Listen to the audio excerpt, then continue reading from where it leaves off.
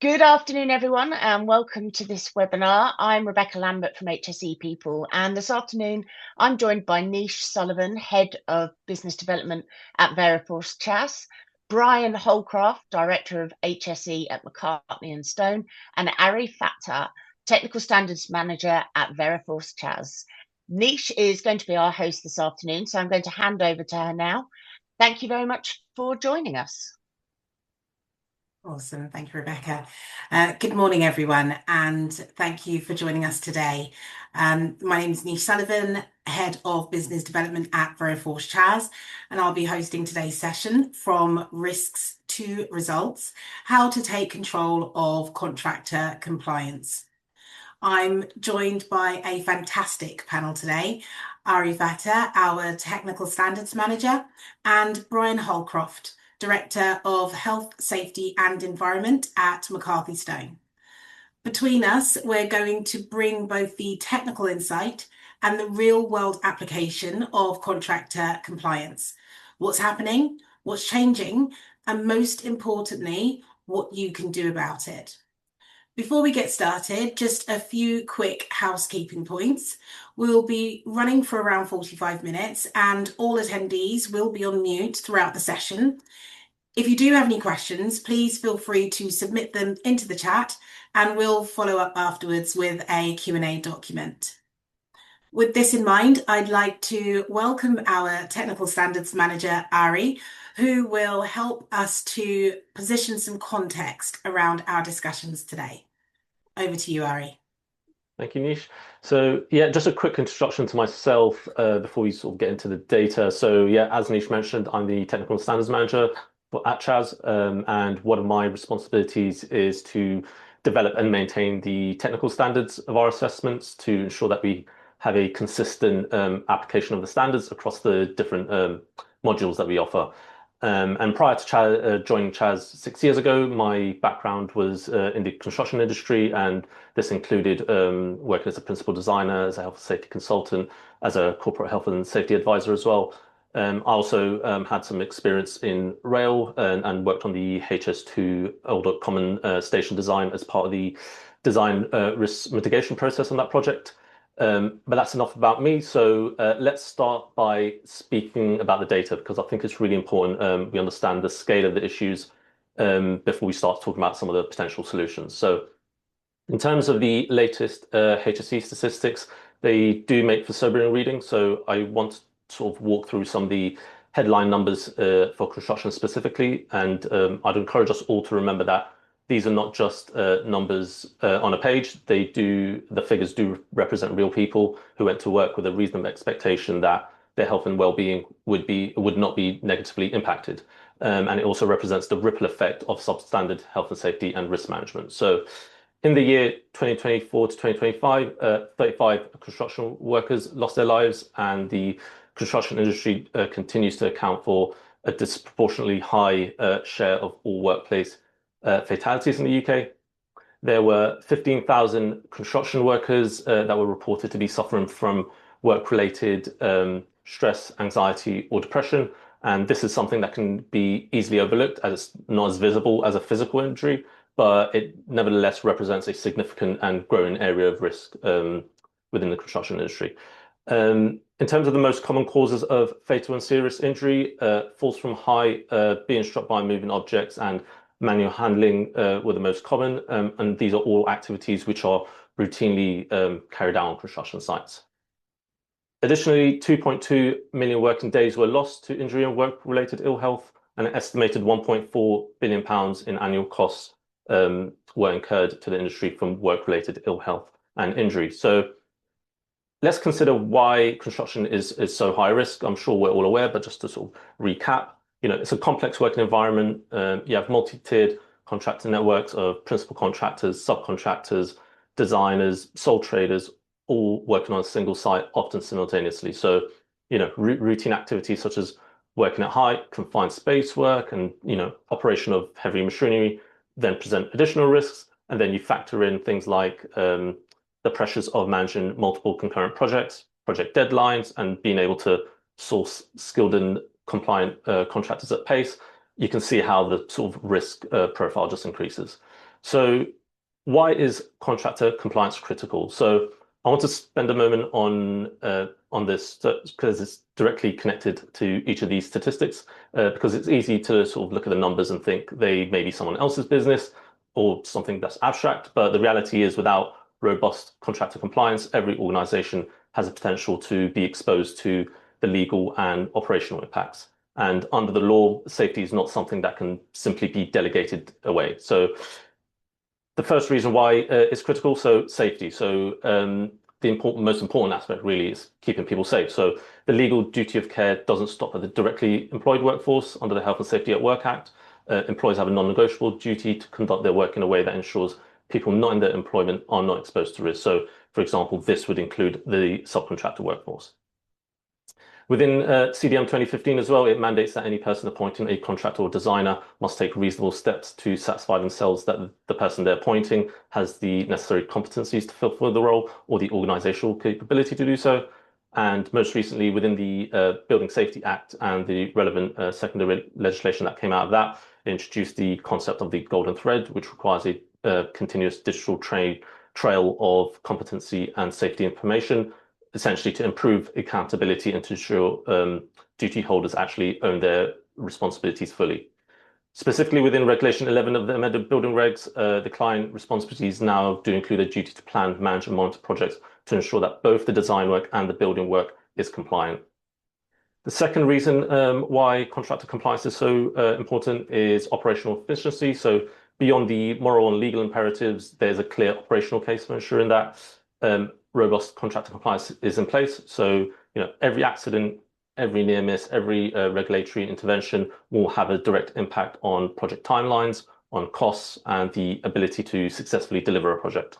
And as I mentioned earlier, 2.2 million working days were lost in the construction industry, and a significant proportion of those losses will have stemmed from preventable incidents that could have been and should have been mitigated if more stringent contractor controls and vetting had been applied.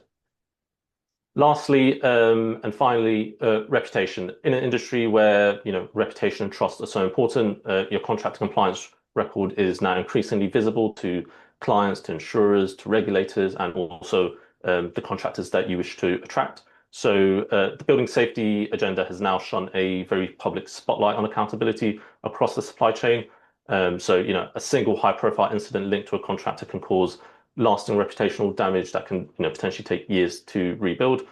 Additionally, within Section 161 of the Building Safety Act, it's also introduced personal liability at senior leadership level, meaning that reputational risks is now also a direct professional risk for individuals as well. So looking at that, I think the message is clear. Contractor compliance is not simply a back office administrative function. It should be a strategic priority for your people, for your projects, and also for the organization's future as well. So with that context in mind, I'll hand back to Nish, who's going to dig into what that looks like in practice and why so many businesses have a blind spot when it comes to their contractors. Thank you, Ari. That really helps to put the HSE stats into context, because I think when you move beyond the numbers, you start to see the real operational and human impact behind them. When we talk about contractor compliance, we tend to think about what we can see. The contractors we've approved, the ones we've onboarded, the ones we've worked with for years. But the real risk often sits just outside of that visibility. And that's what makes this so challenging. The reality is, when you bring contractors into your business, you are introducing risk that you don't fully control. And that's not a failure of process. It's simply the nature of how construction operates. A large proportion of the construction workforce sits outside of direct employment, which means a significant amount of work is happening beyond your immediate line of sight. And that's where the blind spots begin to form. I've seen this play out many times. Take a business with a strong, well-managed contractor base with clear processes and good governance, but then consider that a project comes under pressure. A subcontractor is brought in quickly to keep things moving, no formal onboarding, limited verification, very little visibility, and within days, there's an incident. And suddenly it's not just a safety issue, it becomes a project delay, a commercial impact, and potentially a legal exposure. So where does this blind spot actually come from?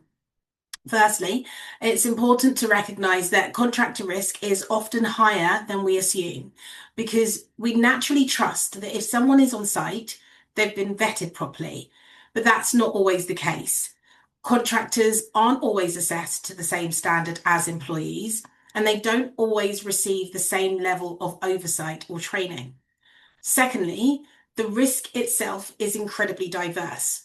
You're not just dealing with one type of activity, you're managing a wide range of trades, working at high confined spaces, heavy machinery, each carrying different risks. So instead of one risk profile, you're managing many all at once. And then there's the way that risk expands. You don't just appoint one contractor, that contractor may bring in others, and those contractors may bring in more. And before long, your supply chain has grown well beyond your direct visibility. And finally, it's time pressure.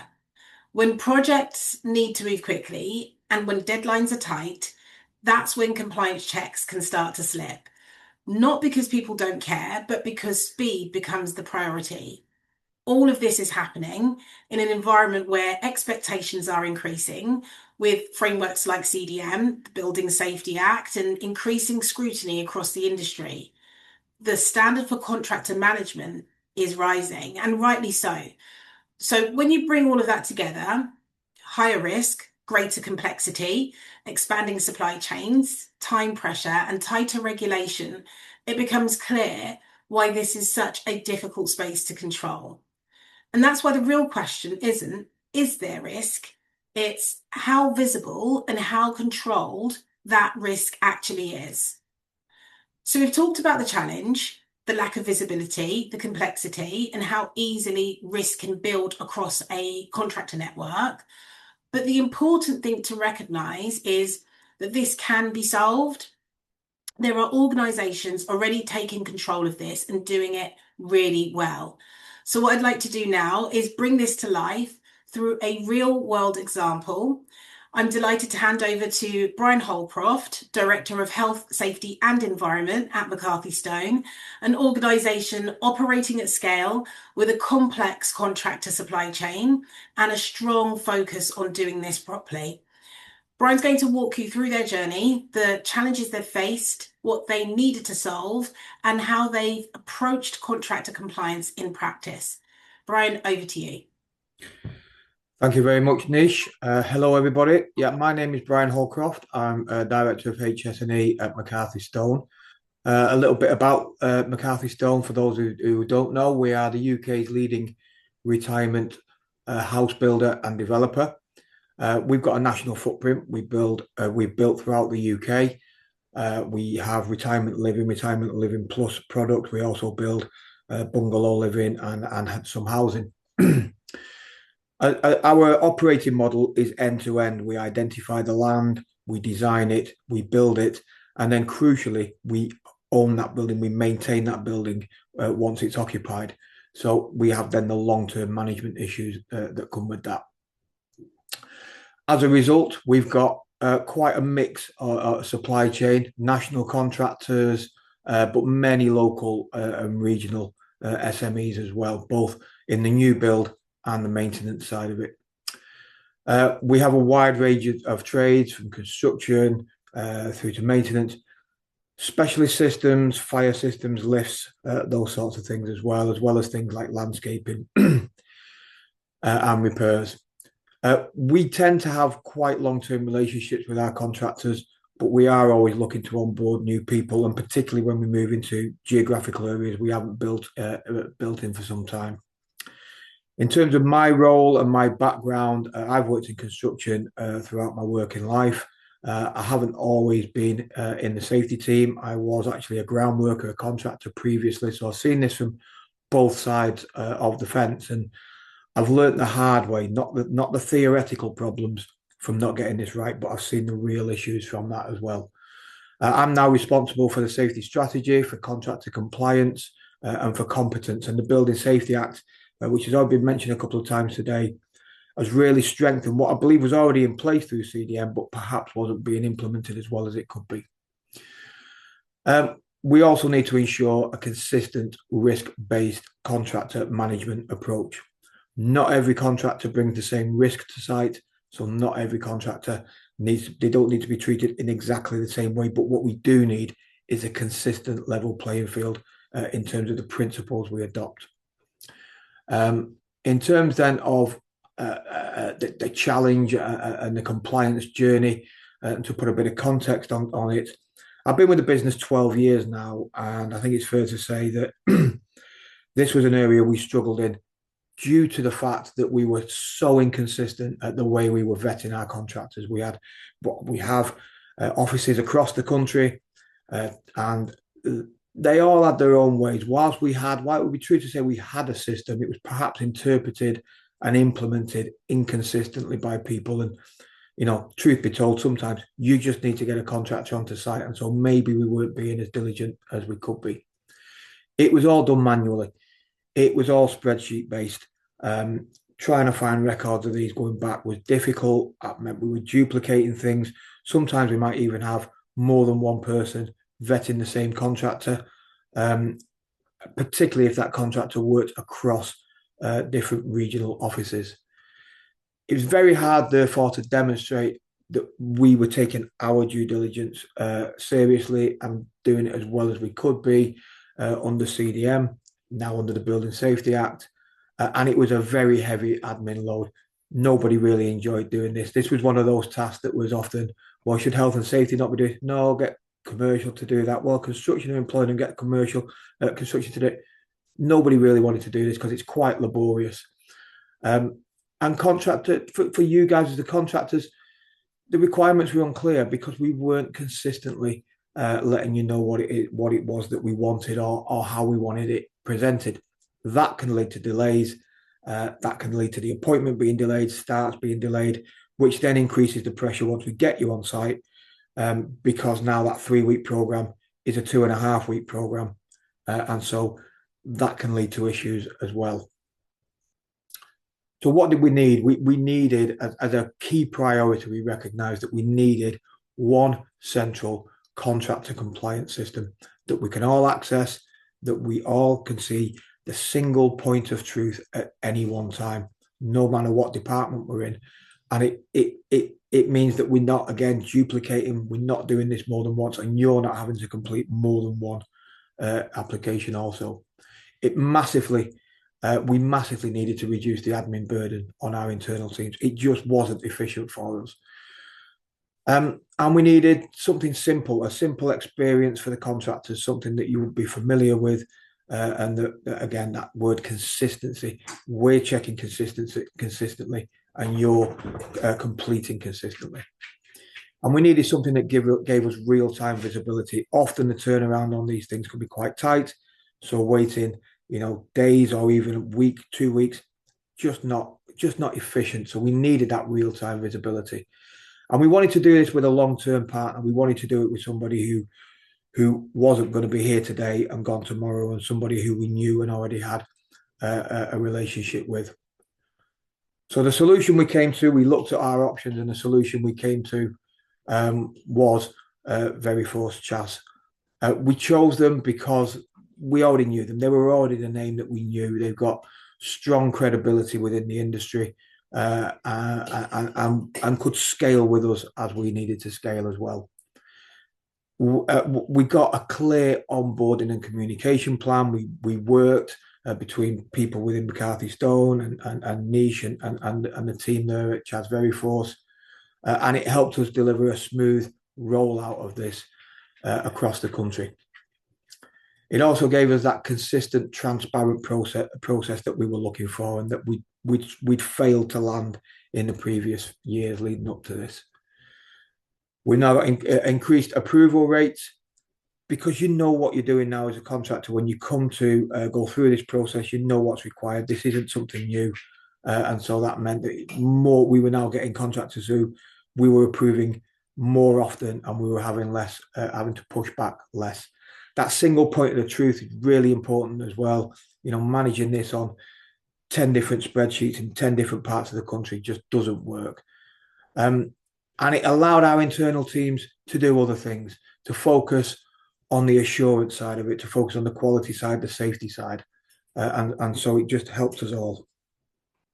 And in terms of where this has gone to and where it's going, we've got to continue to strengthen our contractor compliance. The Building Safety Act really has nailed this down now, and people are now getting very clear, as was mentioned earlier, the personal liabilities now that can hinge on this.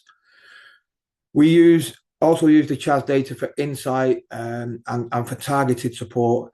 And I'm thinking of things like when we move up, if we haven't built for some years in areas such as Cornwall or Kent, we can use the CHAS to help us get a head start on that, to find contractors in those areas and build relationships through that. It's fully embedded across our development teams. We can go further in terms of our maintenance and our operational teams from there as well. So we've got that to look at moving forward, and also to help you guys to strengthen our supply chain readiness for the changes in the evolving regulations, as the Building Safety Act, as the Future Home Standard, as Part L, all of these things, the environmental changes that are coming down the line. It means that you guys can be more prepared and ready as well.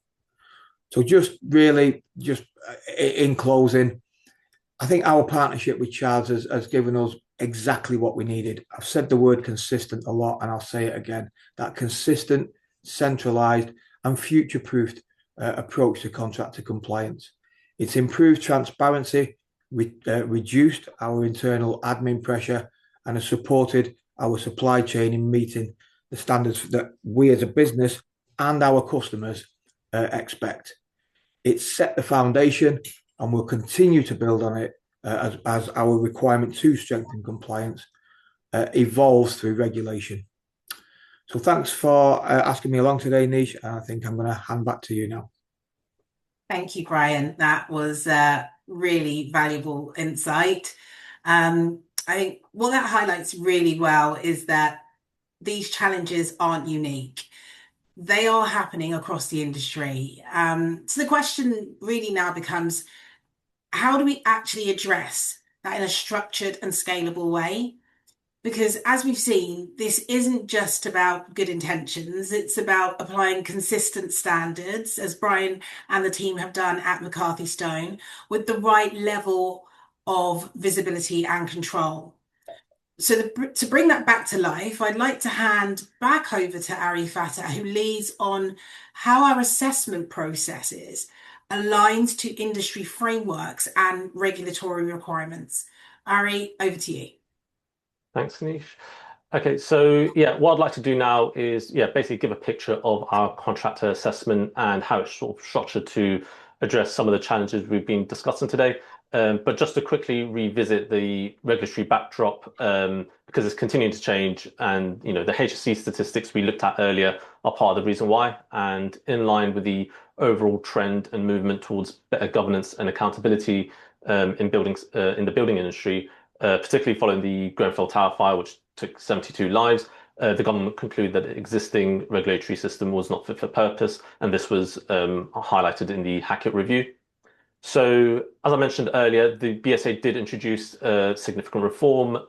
It introduced a more stringent regulatory regime, new statutory roles with personal accountability, and extended the chain of responsibility much further down the supply chain. So what this increased oversight and accountability essentially means is that in practice, an approach of we assess the subcontractor when we onboarded them is no longer good enough.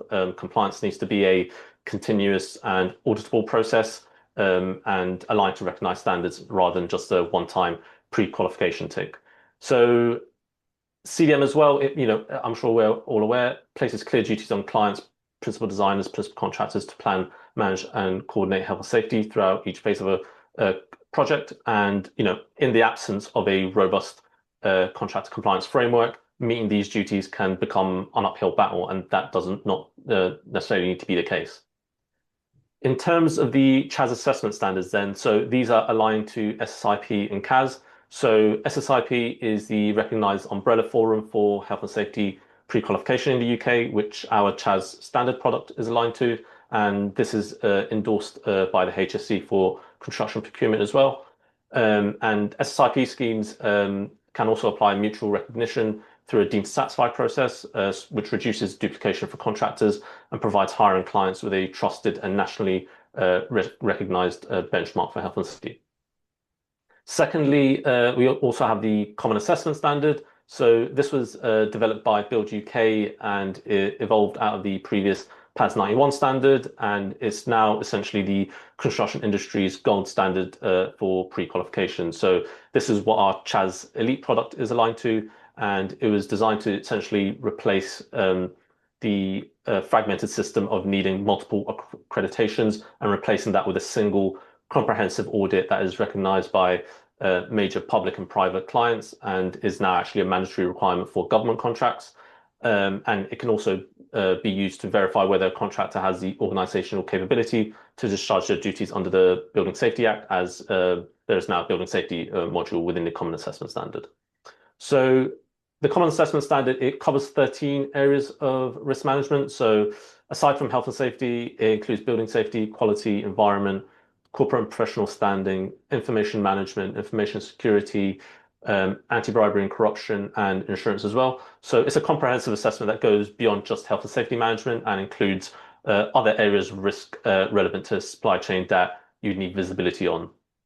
So one area that I would like to highlight specifically is the building safety module, because this is an area where we're seeing sort of the most attention in what clients expect from their supply chain. And the BSA module now, essentially what it does is captures how contractors understand and discharge their duties under the new building safety regime, including their understanding of their duty holder roles under the Building Safety Act and concepts like the golden thread of building information. So it asks that contractors demonstrate that they have systems in place for compliance, for evidencing compliance throughout the life cycle of a project and not just at the point of engagement. And the screen on that right is showing the sort of contractor's view, which I know is a bit small to read, but essentially the different modules of the CHAS assessment are listed on the left-hand side, and within each module there are clear sort of questions with guidance and support and information to ensure that contractors understand the question and also what evidence they need to provide to address the question. Some of the building safety modules questions are listed there on the left-hand side. I won't read these out, but each of the questions within the building safety module are aligned to the Common Assessment Standard, and the Common Assessment Standard itself has been developed as a direct response to the requirements set out in the Building Safety Act and the amended building regs. So each of the questions within the building safety modules are designed to address the specific requirements of the current building safety regime. In terms of assessment support, then that's one thing I'm sort of particularly proud of at CHAS is the way we sort of review and engage with contractors, in that they're not left to navigate the process alone. Every contractor is guided through the assessment by a team of trained safety experts, and they provide clear and actionable feedback. So this is not something that's just nice to have. Obviously, it's great to have a good customer service, but it also has a direct impact on the quality and accuracy of the evidence and information we receive back. So this ensures that there's not any unnecessary delays in a contractor achieving compliance. And once a contractor is assessed, those results are immediately visible to clients on our Compliance Pro platform. So there's a consistent, auditable, real-time picture of compliance in the supply chain. So no spreadsheets to maintain, no email chains to retrieve, and it just takes that guesswork out of supply chain compliance, as there will be a single source of truth. So I hope that's given a sense of what our sort of standard aligned contractor assessment entails. I'll hand over to Nish now, who's going to cover some of the questions that you as leaders responsible for contractor management in your organizations should consider. Thank you, Ari. I think that really helps to bring the regulatory context and assessment process to life. Now, I want to bring this back to those in the audience. If you're responsible for contractor management, whether that sits in safety, procurement, operations, or supply chain, this is the point where it becomes very real. Because beyond the standards, beyond the frameworks, beyond the process, the real question is, what's actually happening across your sites today. So just take a moment to reflect on your own position. How confident are you that every contractor across every site is operating to a recognised and trusted compliance standard? And if you needed to validate that today, how quickly could you do it? Is that information clear, centralised, and easy to verify? Or does it take time, effort, and multiple conversations just to build the picture?